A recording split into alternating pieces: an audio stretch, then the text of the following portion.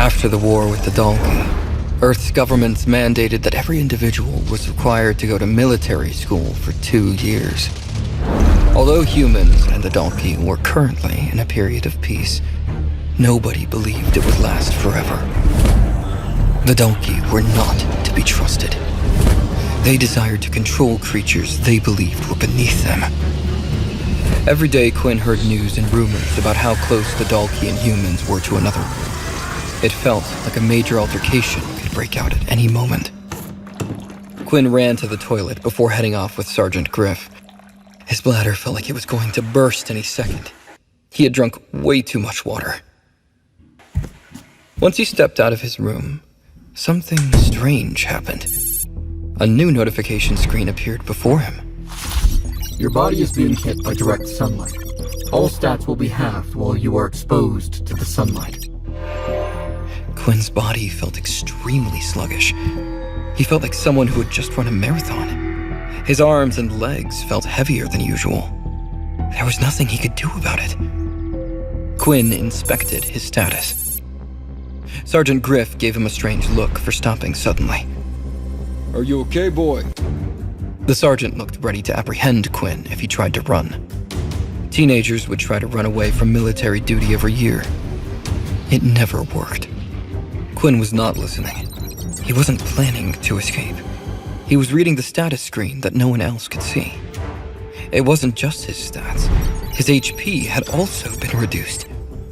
HP, 5 out of 5. Strength, 5 out of 5. Stamina, 5 out of 5. Agility, 5 out of 5. What kind of drawback is this? Quinn shouted in frustration. Quinn. The sergeant gave him a strange look. Another notification appeared before Quinn. You have received a new quest. Daily quest. Avoid direct sunlight for 8 hours. Reward, 5 XP. Quinn's mood lifted.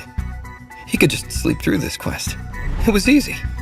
If the system worked the same way it did in games, that would mean Quinn would level up once he reached 100 XP.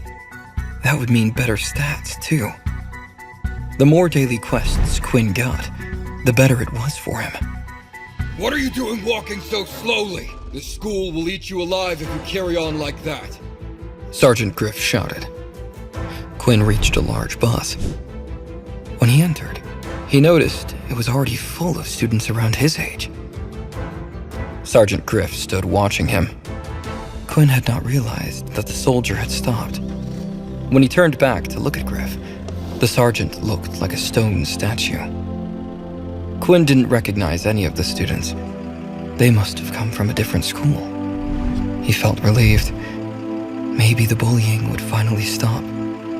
Since nobody knew him, he had a chance to impress them. Maybe even make some friends. Quinn sat at the front, since it was the only seat available. The screen popped up in front of him as he sat down. Stats have returned to normal. Avoiding direct sunlight meant his stats returned to normal. His body felt reinvigorated once again. Well, it looks like only direct sunlight affects my stats. The students talked to each other in excitement. Sergeant Griff quickly shut them up. All right, it's time for us to head to the military academy. The bus jerked to life. The students were on their way. It was a quiet ride. Griff glared at anyone who tried to talk, prompting the students to shut their mouths. About 10 minutes into their journey, Quinn received another notification. A substance in the air has been detected. You are feeling sleepy. Resistance +1. Quinn found this message strange. He looked around the interior of the bus. Half of the students were already asleep. He tried to fight it, but his eyelids were getting heavier. Quinn felt dizzy. Your resistance to the substance has increased. Resistance +1. He heard footsteps coming towards him. Sergeant Griff hovered above him. Looks like a few of you were able to resist the sleeping gas. Guess we'll just have to bag you. Griff threw a black bag over Quinn's head. He couldn't see a thing. The gas slowly overpowered him. His hands fell limply by his side. Quinn dozed off. A splash of cold water woke Quinn up. He jolted upright.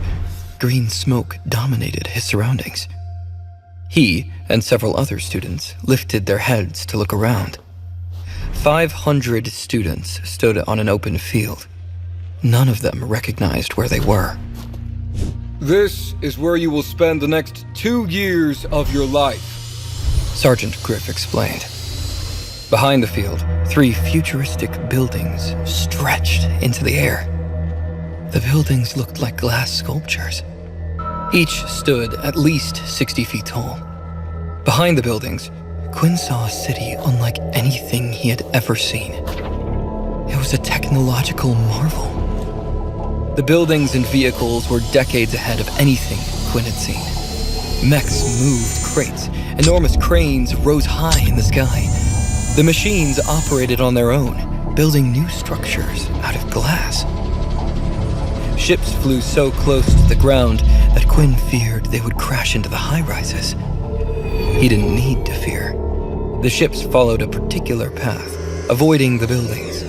Trains rose high into the air, running on invisible rails. None of this technology had been made public. Humans had made leaps in technology after the war. Most of it came from salvaging Dalkee technology left on the battlefield. The military kept most of it for themselves. The tech was too dangerous for public use. At least, that is what they claimed. Quinn finally managed to stop gawking at this new world he was entering. He felt a weight on his hand. Something had been placed around his wrist. A digital watch, yet the screen was blank. Placed on your wrist is your lifeline. It will identify you as a student at this military base. It will allow you to access certain areas, pay for food, among other things. When not in use, the wristwatch will display your corresponding power level, Griff said. Quinn didn't understand a word that Griff spoke. From the confusion on the other students' faces, he was sure he was not the only one. Quinn had hoped his life would change after coming to military school. However, it looked like it was going to be the same game, only in another place. We will now begin testing your respective levels. Don't move until you are called forward. Understand? Sergeant Griff shouted with a smile on his face. Everyone nodded. The sergeant looked even scarier when he smiled. Good luck. Subscribe now and start watching free episodes of the #1 fantasy show in this YouTube playlist. For the full story, click the link in the description, download the Pocket FM app, and watch all episodes of My Vampire System.